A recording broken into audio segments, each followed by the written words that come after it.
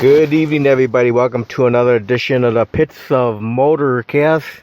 This year's Dave. I got online a special guest, my friend John Sylos. How you doing, John? I'm doing good.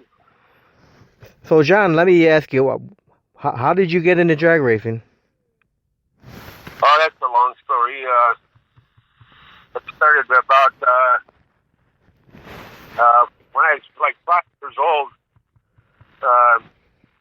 We were on the way back from somewhere in our brand new Buick Century, and these guys had the street blocked off. So they asked my dad if he would mind drag racing somebody so we could get through the street.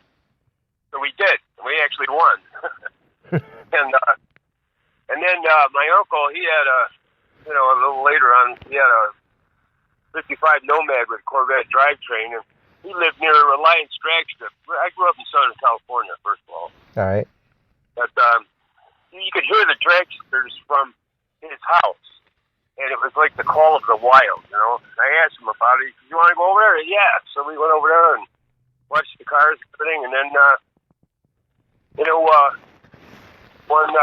one Christmas, my dad asked me what I wanted for Christmas, and I told him I wanted an engine to rebuild, to soup up and everything for when I was old enough to have a car.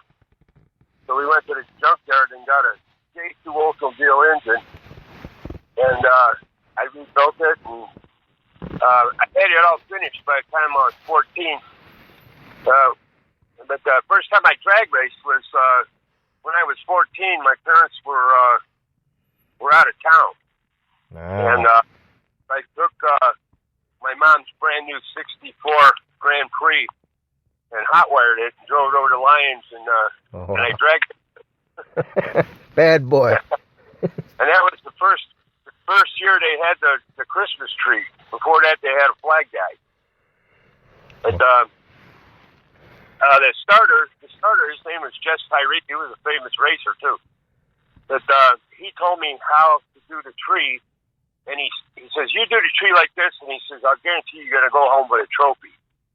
And so I did the tree the way he told me, and I went home with the trophy. Wow. But then that same year, I bought myself a '57 Chevy with no engine or anything in it, and I put this, and I got a Pontiac engine from a abandoned car, and I put this Pontiac engine in the '57. I got it running, and just the day I got it running, a guy drove in with a '50 Chevy two-door torpedo back. It was really mint, and it had a 6 in it and everything, but I didn't care. I wanted a car like that for my Oldsmobile engine, you know. Right. And I traded them straight across. And then I put the Oldsmobile engine in a '50 Chevy, and then he went and drag raced that. But, I was only 14 then. So, that was a long time ago. Right. So how long did you drive that car for? You remember? I had that thing for, I guess, a couple of years. When I was 16, I got a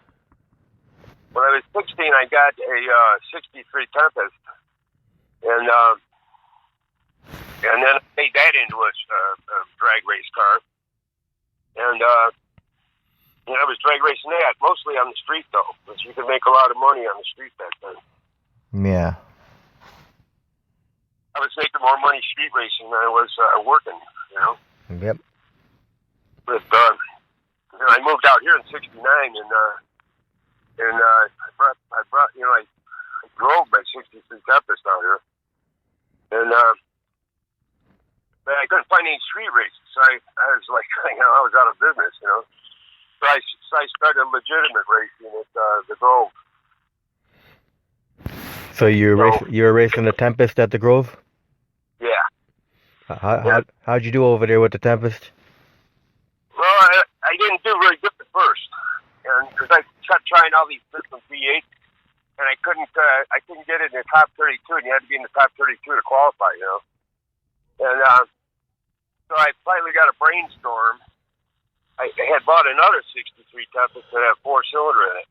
I took that engine and put it in the race car, but I put a Ram Air 4 head on it and all kind of neat stuff, you know. It was pretty souped up. But my very first run with it was only like 0.3 slower than the national record. So I thought, okay, I can qualify with this sucker, you know. And before you know it, I was going under the national record, and I was qualifying way up there, you know. And I started doing pretty good, you know, making money and stuff. And one year I finished second in the point standings, and you know, I was always up in the top area. But then I started going to some of these IHRA races, and I set the national record like 3 or 4 times. And you know, back in those days, you know, we just go to a race like the IHRA races, and the stuff they would give you, my God, you know, they supplied you with enough oil and spark plugs and everything to last all year, you know. It was all free stuff, you know. Man. Plus, they paid money for if you win your class, you know, guys would pay you a couple $100. You hit the record, they'd give you another few $100. You know, so this was working out pretty good. But then they put class racing in at the Grove, and let's see, what's the last year they did that? It was, I want to say it was probably 70. It might have been 78, maybe. The last year, 77 or 78, somewhere around in there. And, you know, I'm not going to go ET bracket racing with this little bitty engine in there that I have to, you know, I had to rev that thing to 8,500 RPM to pop the clutch to get off the line, you know. Yeah. And, you know, I'm not going to freak the snot out of the thing to race ET bracket. So I'm racing some guy in his mom's station wagon, you know. One year, the year I finished second at the points, I went through 10 engines that year. I mean, you know, and I got the cost down to like 500 each time, and it was worth it because at the end of the year, I made more drag racing than I was at work. Just sort of like when I was street racing, you know. So it was still worth it, but I had to pay taxes on it. You know, well, anyway, I quit racing for a while after that. And my car was all twisted because of the hard racing I've been doing with it. And it's a unibody car, you know. So back in 86, I decided to, I did real good at bowling, and I had a bunch of money. So I bought a chassis kit and all the pieces, and I got the body off the floor pan of the Tempest, and I hung that body on that chassis I made. Then I went racing with Arnie Beswick. And we were doing that nostalgia super stock racing back then. So I did that for about 6 years. That was fun. That was like my field of dreams back then. Because the guys we were racing, Ronnie Sox and Dino Don Nicholson, and you know, a bunch of them. And it was great, you know. We had to travel a lot, but that was all right too. My wife was my crew chief, and when I quit doing that, my wife got dementia, and she wasn't very, she was kind of lost it, you know. Right. And so I just thought, well, I better knock this off for a while, so I did. And you know, she got real bad. I had to take care of her for the whole time. And she's been in a home now for over a couple of years. And she's like, you look at her, she looks like a dead person. She doesn't move, doesn't talk, doesn't look at you, nothing.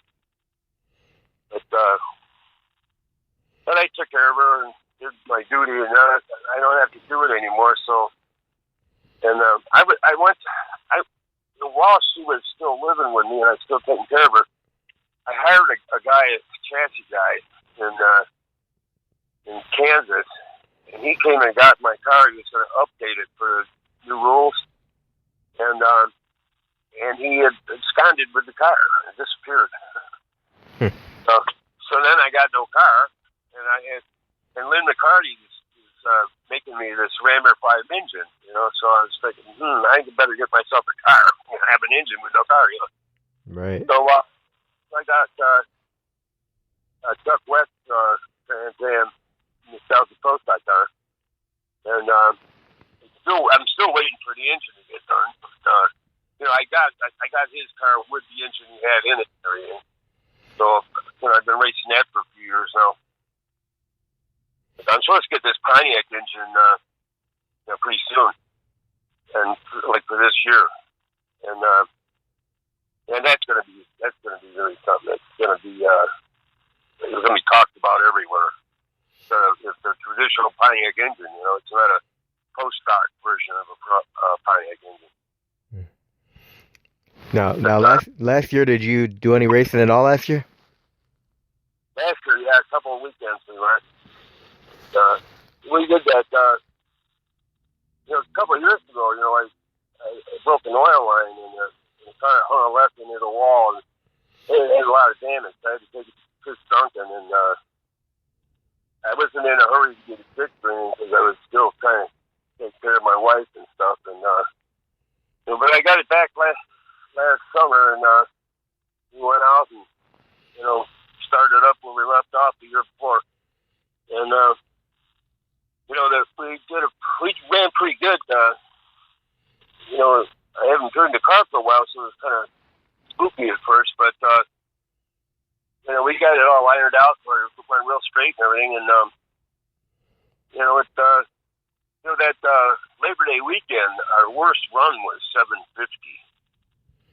and so we were between 743 and 750 for the whole 2 days, and you know, we did 184 miles an hour, and the engine in the car right now is 1,176 horsepower, and the engine that I'm getting, the Pontiac engine, they had it on the dyno once already, and they only revved it to 6,500, and it had like 1,268 horsepower, like that, and that's more than the other engine made completely, you know. It's full throttle with a higher RPM. So this new engine's going to be pretty something. And it's only 642 cubic inches versus the one that's in the car now is 706. And the one in the car now is like a post-stock engine with a Donovan block and Oldsmobile heads on it. And, you know, the Pontiac is just all Lynn McCarty's fabricated stuff. But it's a traditional Pontiac engine. So it'll be really something. Now, I remember you saying something in a post that you were maybe gonna do a little bit of stuff with the Wiseguys. Yeah, you know, I was supposed to run with them a few years ago, one weekend, but there were construction in my neighborhood, and I couldn't even get out. The street to go anywhere. So I couldn't go. And that was going to be a match racing with Bob Merrily but with the Wiseguys, you know. And, you know, one banquet, not this last banquet, I think it was banquet before that or something. I asked Pete if I could race with him, and he said I could, but I wouldn't be getting paid for the first 4 or 5 races or something. And then he'd have to talk to all the rest of the members, and you know, they'd have to approve me to come with them. Because if I was able to qualify, then I'm knocking one of these guys off. You know, because they pay the top 12 guys, and you know, he's worried about not being fair to the other guys. You know, but I'll have to see how things go. You know, no. I like what Sam Manises. Those guys they're fun, and you know, we have a good time. You know, it's like having a picnic with everybody over there. You know, they always have, you know, the table full of food and all that. You know, it's fun to do. And you know, at my age, you know, I'm not really hot about going out and competing in real racing. You you know. Right. The show racing stuff is fine for me. Yeah, hopefully this coronavirus stuff will be all done with, by Memorial Day weekend, and they can have the big Memorial Day weekend at the Grove with all those pro stocks. Yeah. Yeah, I hope that comes about. I really hope. You know, but I've heard some of the stuff in the news. These places might all be closed till the middle of June. Yeah. You know, so I don't know. We'll have to see how this goes. Because I know Bob was gonna bring his group out there with Dan Manis's group again to have a big field of nostalgia pro stocks. Right. Yeah, he was there last Labor Day weekend. And, yeah, it was great. It was a great time. It was a lot of cars, you know. A lot of fast cars, too, you know. Right. But, yeah, I hope we get that one done. I'm really looking forward to it. So what's your greatest memory of Broadway Bob? With who? Broadway Bob. Broadway Bob? Yeah. Oh, my best memory with him? Yeah. Well, you know, I had a lot of good memories with him because, you know, he used to pay us to come up, you know, when I was racing with Arnie Beswick and Ronnie Sox and Don O'Don and them. He paid us to come out there and run. You know, he had to do 3 runs a day, and we were getting $1,000 a day. And you can't argue with that, you know. Some of those weekends we'd be there 3 days, you know. So that was a good memory. And you know, when you went to his payout shack, it was always kind of fun because you know he drank a lot, you know. Right. He'd go in there and he was about half wasted, and he says, "How much did I tell you I was going to pay you?" And all that. You tell him, you know, and he says, "Well, okay, I'll give it to you." He says, "But don't tell Arnie how much I paid you." You know. I think he cracked me up all the time. Now, one time, I got there early, and my wife wasn't there yet. She was a mailman, and she had to work late or something. So she was coming up later. Well, I got the car off the trailer and everything, and I got talking to people, and I forgot to put the wheelie bars down. And I went to do a warm-up pass to check my plug color and stuff, you know. And I leave the line, and this thing's standing on a bumper. And I'm afraid to let off the gas because if it comes down real hard, I'm going to break my front end, you know. And I threw it in it and just powered it down. And I came back, and the first thing I'm doing is I'm putting the wheelie bars down, and Broadway Bob comes up on his scooter. And he says, "Hey, what are you doing?" "No, put them back up." He says, "The crowd loved it." He says, "I'll pay you more."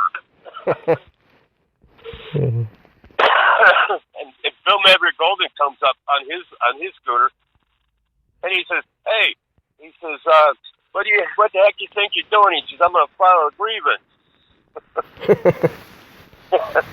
Wow. I mean, he's got to back me up, you know. Yeah. That was. You know, I got to tell you about this one race that I drove Arnie's car in Columbus, and we both went. He had the new car, the Pro Mod type.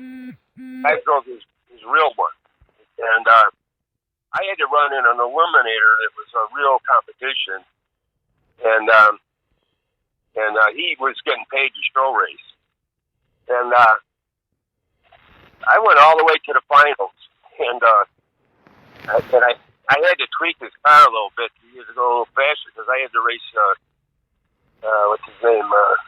I had to race the guy that was the national record holder with a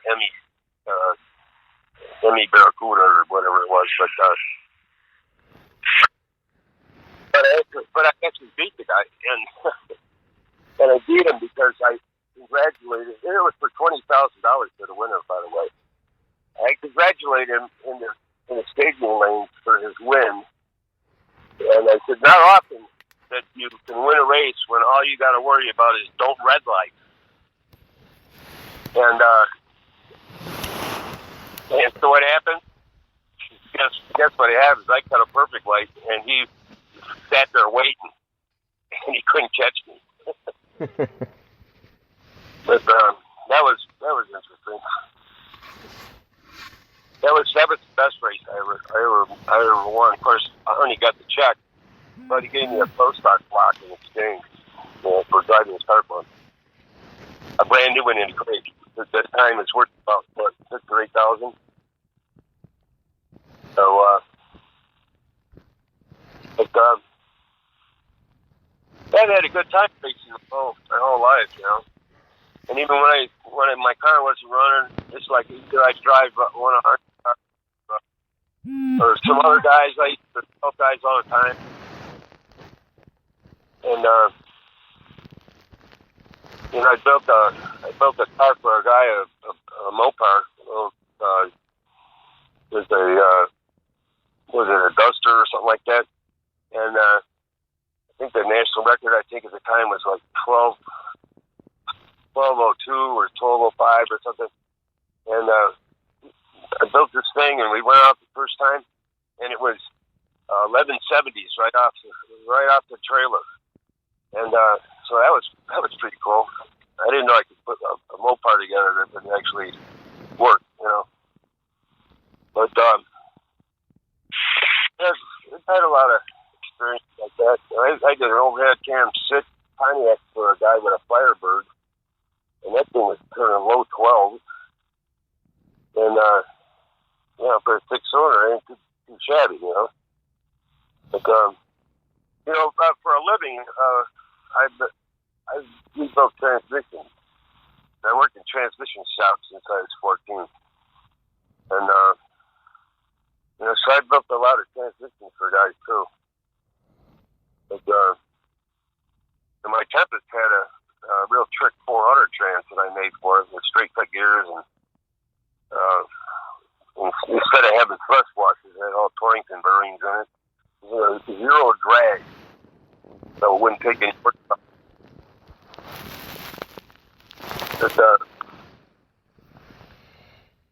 had a transmission in the new tires, a Linko, and you know, I had to kind of get used to that. But you know, I wanted to use a clutch with the Linko, but I can't because I had my hip replaced in '02 and my left hip, and he took when he did that, they took the nerve out that goes to my knee. So I wouldn't do the bone-on-bone thing because I got a really bad hip. And well, when he did that, I can't lift my left leg now. So if I was to drive a car with a clutch, I'm in big trouble because if the car starts to shake the tires or get out of control, I can't push the clutch in. You know, it would be a dangerous situation. So, you know, I have the Linko, but I have it with a Bruno torque converter drive. That's the only way I can drive this thing, you know. Right. The only safe way, anyway. I mean, if the car goes straight every time, you can't really count on that every time, you know. Yeah. You have to be ready for whatever might happen. But other than that, any other, what else can I tell you? So after all these years of drag racing, what still keeps you passionate about doing it, John? What keeps me passionate?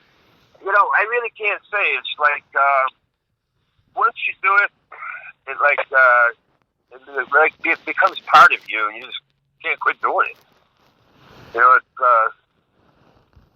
it's the people, it's the atmosphere, it's the, you know, the sound. I just love it. You know, I just love it. Yeah, ask anybody that's a drag race, they'll probably tell you the same thing. You can't stop. They love it. Yeah, that's what the drag racing is just one big family. Yeah. And it's like, you know, if you have a problem, these guys will be over there helping you, you know? And, you know, it's back and forth. It's everybody helps everybody. You know, if you need a part or something and they got one, they just hand it to you, you know? It's just, it's fun, and it's like being with your family, you know? Just like the crowd at the Grove. That's your family too. The way they got the return road going past the stands. They all get to cheer you on, and you hear them all applauding you. Yeah, I like that. Yeah, I always drive the golf cart and pull the cart, but I can barely fit in that little sucker, and man, when I get out of there, I got about claustrophobia in there already, so I get out, get my coat off, and put the chutes in the back and into the driver's side, and then hook it up on a golf cart, and then I'll drive the golf cart. That way I get some breeze and stuff, because it's hot in there, Right. It's hot and you're cramped. You can't even move a muscle, It's supposed to be that way, so if you did have an accident, you're not going to get bounced around in there.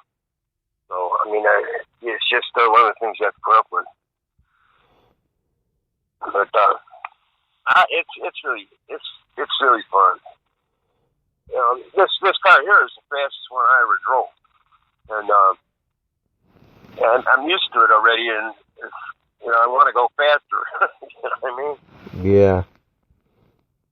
Like with this new engine, we're kind of our goal that we have with this new engine is to go 200 miles an hour, and it's possible. I think if it makes the kind of horsepower we think it's going to make. But we're thinking it's going to be over 1,400 horsepower, and that's naturally aspirated. There's no juice or anything like that. And if it makes 1,400 or more horsepower, I think we got a good chance to go 200. Yeah. I mean, the car is really aerodynamic. It's probably the most aerodynamic body style ever made. So it should be very interesting. So what do you think about Chuck Wick's latest car, the one he has, a Saratoga? Oh, his newest car? Yeah. Saratoga? Yeah. I love that car. And, the way he's got it painted now, isn't that just typical Chuck? Yep. It's like the Studzilla, And, you had the Camaro was painted like a junk, too, Yeah. Now, that's Chuck. That's what he likes. It's like, he's like the only guy. I think he's the first guy that ever did that, too. Now there's guys all over the world doing that,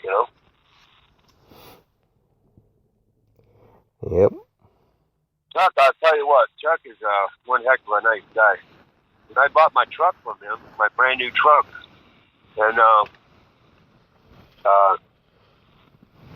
I bought that race car from him, and he would go to races and help me with it, And one time he took my car in his trailer with his truck to the Grove just so I could drive the car to get used to it. And I'll tell you, the guy is, he's one outstanding human being.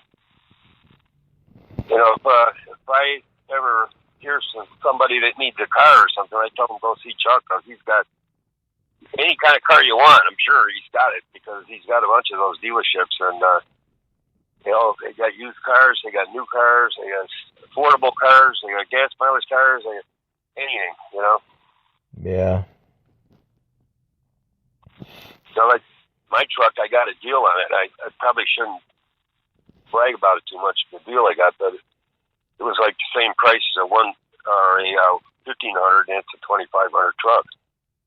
And, I knew they were expensive, and I was looking for a used one. He called me up one day, he says, I got your truck here. I came out and got it. And, man, I couldn't believe it. It's brand new and everything. The price was like it was a used one. But, he's a good guy. So now, when you go out and race these days, do you have any crew members with you besides yourself? Yeah, Wally Watchlow and Ryan Caveney, and sometimes we get some other help, like Tim Pop helped us last year at the Labor Day weekend, and we've had, we get a few guys. Wally does most of the work because because I'm about half crippled. I even have a handicap card to put in my car when I go to the store. But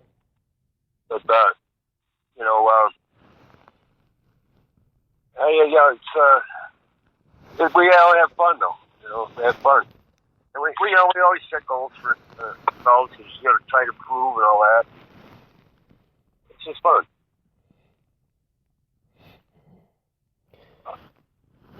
I hope Wally's going to be okay this year because he had to get neck surgery done, and they don't know if they got it or not, and might have to go for another surgery. And I don't know. We'll see what happens. If he's not around, I probably have to run on a limited schedule. Right.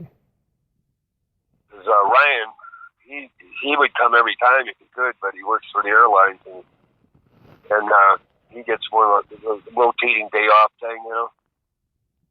So he's only available every once in a while. But we'll just do what we got to do.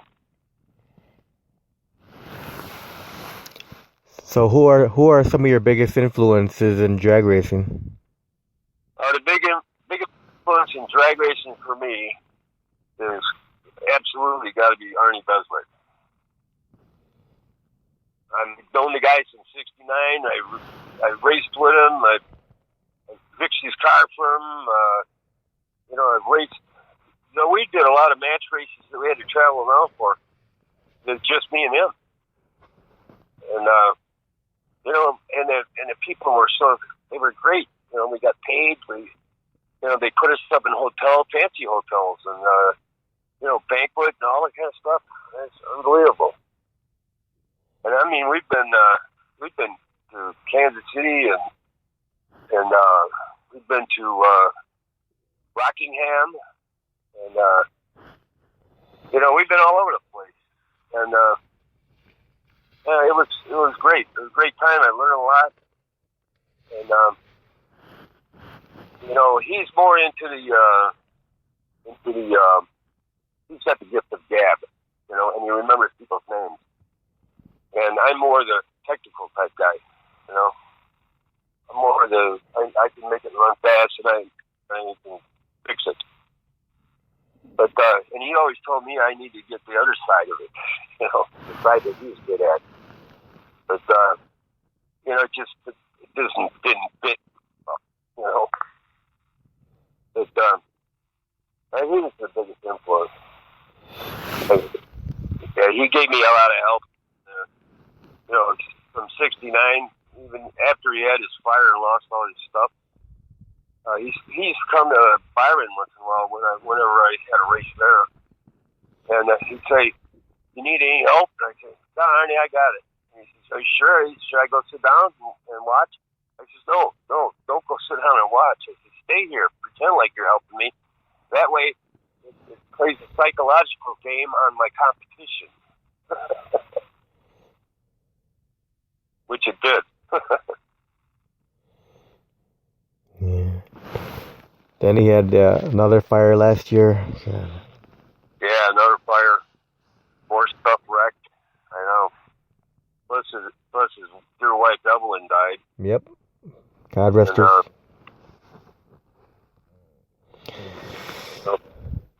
That's terrible. But, he's going to be 90 here this spring. And he still goes to the racetrack. He doesn't drive anymore. He's got another guy to drive now. Yeah. Which is a good idea. His last time he was driving, he was bouncing off of walls and stuff, and that's not good.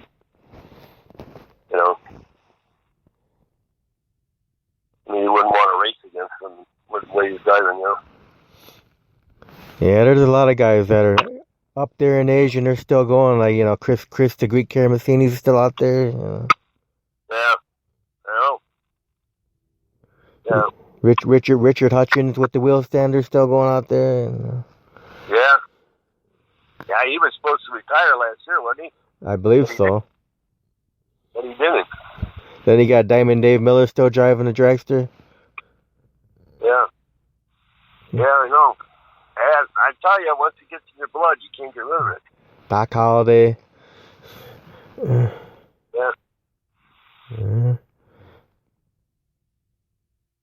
Yeah, Doc Holliday, I think he was there last Labor Day, wasn't he? Yeah. Yeah, I see him. I used to see these guys at all kind of races. Oh yeah. Same guy. Yeah, Doc. He got the race against all the legends back in the early days, back at the Grove and the US 30. Yeah. Yeah. I remember one time Arnie was racing his funny car US 30 and he needed a barrel of nitro, so I had to go get him one. It was like $500. That's all I had in my bank account. But I had to deliver it to him at US 30. The only problem with that is the very next Monday, there was guys selling a Super Duty 63 Tempest station wagon, a real one that's aluminum front end and all that. And I could have bought the whole car for $500, and I had just spent my $500 on that barrel of nitro. I had to pass that up. That car got restored and went across the what's that big auction thing they have, that famous auction. Went across there and got sold for $500,000. Wow. I could have bought that car for $500. But whatever, you know. You win some, you lose some. Yep. So what else? So when you're out there on the starting line, you know, for a race, do you have any pre-race rituals or superstitions when you're out there? Nah, I don't have anything. My mind goes blank. I'm just, you know, it's like as soon as I fired up the engine, you know, I know I'm going to do a burnout, try to keep it straight in the burnout. I'm going to back it up without wasting a whole lot of time. And Wally tells me where the starting line is because I can't see anything from where I'm sitting, you know. And yeah, I can see the staging lights at least if I'm in the right lane. If I'm in the left lane, I can't even see that. But I can't see the tree at all because it scoops in the way, you know. Yeah. But you know, just when I see the yellow, let go of the button and off I go. I got a light up on my top roll bar by the windshield that lights up when it's time to shift.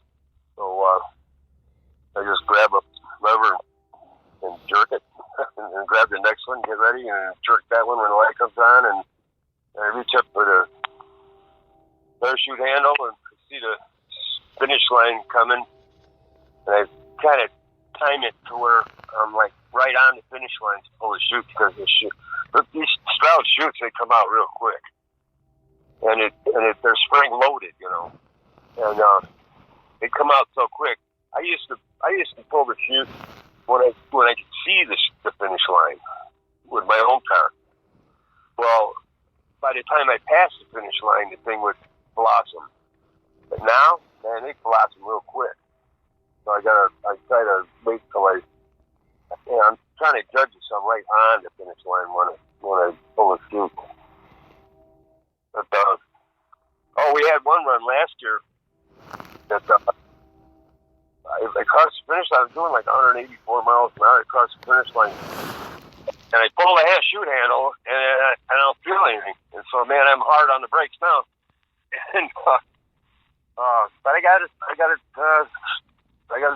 slowed down and turned the corner down there before the sand trap, and it wasn't any big deal really. But I got all new brakes on there. When I got the car rebuilt over at Chris Duncan's shop, he changed a bunch of stuff, put better brakes, better struts, you know, all that stuff, and you know, like for a pro mod car, right? You know, like my Borlink even is like for a pro mod car now.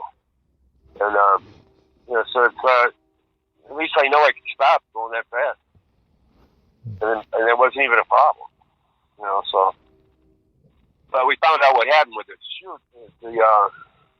The handle got bound up because it was too tight. You know, so we had to loosen it up a little bit, and it had worked up until that. I mean, it worked. You know, every other run we made, we made 6 runs before that happened, but it just got tighter, I guess, as I was using it. But that's something we got to keep an eye on, you know. But and that was pretty scary, though. It's scary when you think back about it. It wasn't scary at the time, but it could have been scary.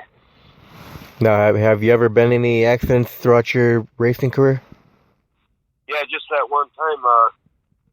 It was a couple of years ago, when I left the line, and as soon as I left the line, the thing just kind of left. I didn't even know what happened, and the announcer said I broke an axle. Well, I didn't break an axle. An oil line broke off the oil pump, and it dumped the oil out, and the oil pump's on the left side of the engine, you know. And it dumped the oil out underneath the left rear tire, so my right rear tire just made me hang a U-turn almost. And it happened so quick. I got on the brakes, and you can't stop when you're in oil, you know. Right. And it was like just past the 60-foot mark or something. Well, you know, and it really wrecked the car good. I mean, I had a front half, back half, a new body, and everything.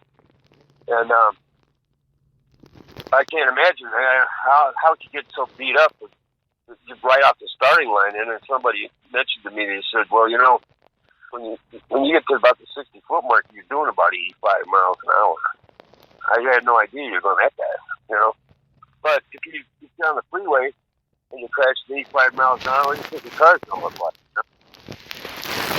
So I guess that makes sense. But now, what would you consider to be the fondest memory of your whole drag racing career? My fondest memory was doing all that traveling with Arnie Beswick and those guys in the nostalgia super stocks, and because we were getting paid, and my wife was a crew chief, and she did an excellent job, and you know, it was you know, we were all buddies, you know. It was fun. It was just real fun. It was outstanding. It was like I said, it was like my field of dreams.